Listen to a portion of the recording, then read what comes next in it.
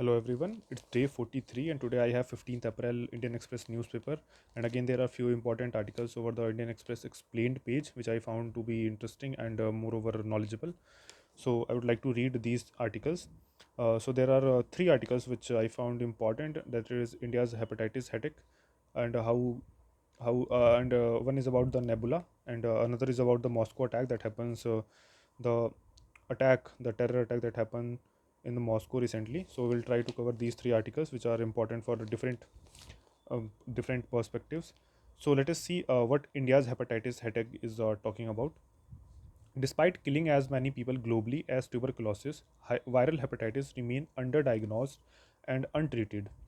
Despite having a national problem, the situation in India is not any better. So let us see what this article is about to say.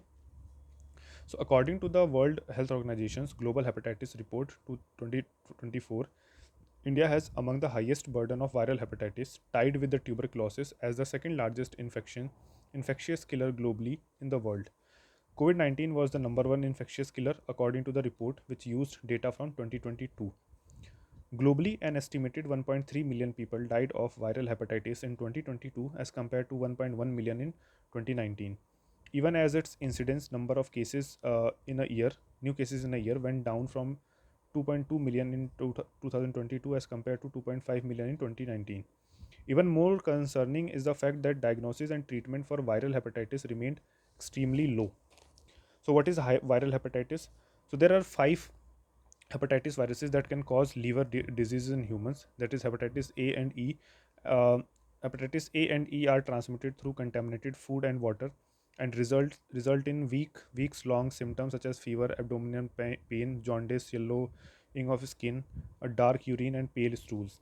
The WHO report, however, pertains to the blood-borne hepatitis B and hepatitis C viruses. Some of these viruses may result in a short-term infections which resolve on their own, but others can lead to chronic lifelong disease, cause cirrhosis, permanent scarring of the liver, and making it less efficient, and increase the risk of the liver cancer.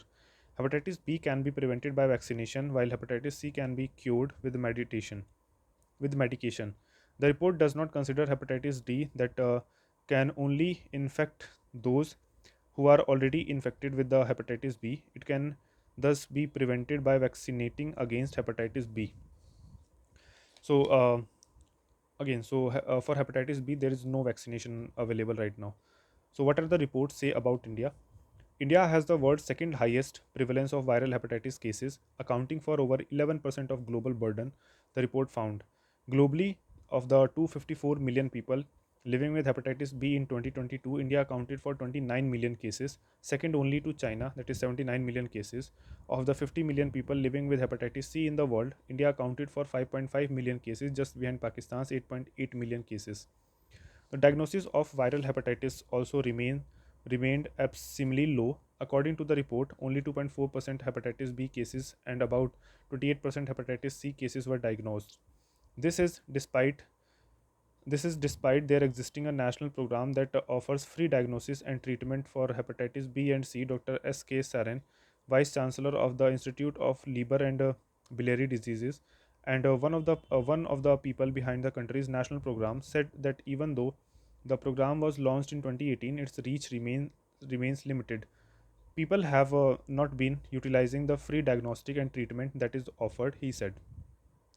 So what is driving up the viral hepatitis cases in India? Viral hepatitis can be transmitted through contaminated blood transfusion or through contaminated needles. Dr. Sarin, however, said that India's hepatitis B cases are driven up by mother to child transmission. Almost 90% of hepatitis B cases in India are transmitted from mother to child because most blood banks are now provide safe blood, and needle stick transmission in healthcare workers limited because almost everyone is vaccinated, he said. With regard to hepatitis C, the WHO report says that India is one of the 10 countries where 80% infections are among the injection drug users. So, what are the challenges in dealing with the viral hepatitis? So, there are more challenges to controlling hepatitis B than C, Dr. Sarin said. At least three things have to be ensured. First, all newborns will have to be fully vaccinated against hepatitis B. Second, adults who have not been immunized should also be given the shot, and all those who are diagnosed with the infection should be put on treatment, he said. The hepatitis B vaccine was rolled out for children in 2007-2008 under the government's universal immunization program, but 2019 study found that its coverage varied between 41% and 62%. The 2018 National Viral Hepatitis Control Program also makes provision for vaccination of people at high risk of contracting hepatitis B, such as healthcare workers. When it comes to treatment, Dr. Sarin said the treatment of hepatitis B is done by specialists according to an international guideline. The problem is that parameters mentioned in the guideline for initiating treatment exclude 7 to 8 of the 10 people with the infection who are diagnosed with the infection. There is a need to adopt a treat all approach, just like we have done for HIV, meaning anyone diagnosed with the condition should be offered treatment immediately. The antiviral hepatitis treatment of hepatitis B slows the ability of the virus to damage the liver. With regard to hepatitis C, according to Dr. Sarin, just making medicines available is half the battle won. The available treatment can cure hepatitis C and has a good efficacy of 80% to 90%. Unlike hepatitis B, for which medicines have to be taken for life, the treatment for hepatitis C goes on for a shorter duration, that is 12 to 14 or 24 weeks. He explained. How does India's response to viral hepatitis compared with that to TB? So, crucially, despite the infection killing almost as many people as TB, it does not receive nearly as much attention. Globally, treatment coverage for TB was estimated to be around 70% in 2022, but the coverage for hepatitis B and C was only 3% and 20% respectively. In India, the number of deaths due to viral hepatitis aren't comparable to TB, which killed an estimated 3.31 lakh people in 2022, but the disparity in treatment coverage remained stark. The report found that none of the diagnosed patients received treatment for hepatitis B, while just 21% received treatment for hepatitis C. In comparison, 95% of those diagnosed with TB in India were put on therapy. Shortage of drugs is not the problem, according to the report. India has amongst the cheapest drugs and diagnostics available. For example, the cost of rapid diagnostic test for hepatitis B in India at $0.09 was the lowest among the countries that reported the figure.